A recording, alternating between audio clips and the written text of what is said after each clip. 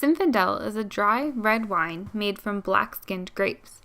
Today, it's primarily produced in California, where some of the oldest vineyards in the region grow Zinfandel grapes. But it's also produced in lesser amounts in the Apulia region of Italy. That's the famous boot heel of Italy. Zinfandel has been grown there since the 18th century, but the Italians refer to it as Primitivo. When you see a wine labeled Primitivo, that's an Italian Zin. Zinfandel is known for its intense, jammy flavors, such as blackberry, boysenberry, and plums, and a thick, robust, almost chewy texture. The grapes have a very high sugar content that can translate into wines with an alcohol content as high as 15%. You may come across Zinfandel wines labeled as old vine. It's generally believed that older, more mature vines produce higher quality fruit than younger plants. A grapevine can easily live for over 100 years. But as the plants age, they produce less grapes. But the grapes that they do produce have more concentrated, intense flavors. Unfortunately, there's no legal definition governing the term old vine.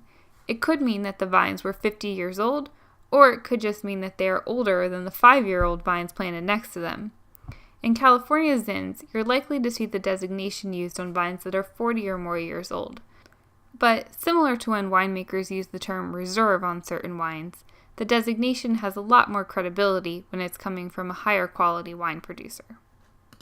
Now, in the US, many wine drinkers may be more familiar with white Zinfandel wines than the red Zinfandel.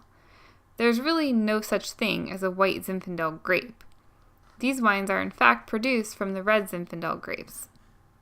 To produce white Zin, the grape skins are removed from the red Zinfandel grapes before the color is transferred to the wine. White Zin was first made by Sutter Home in 1972.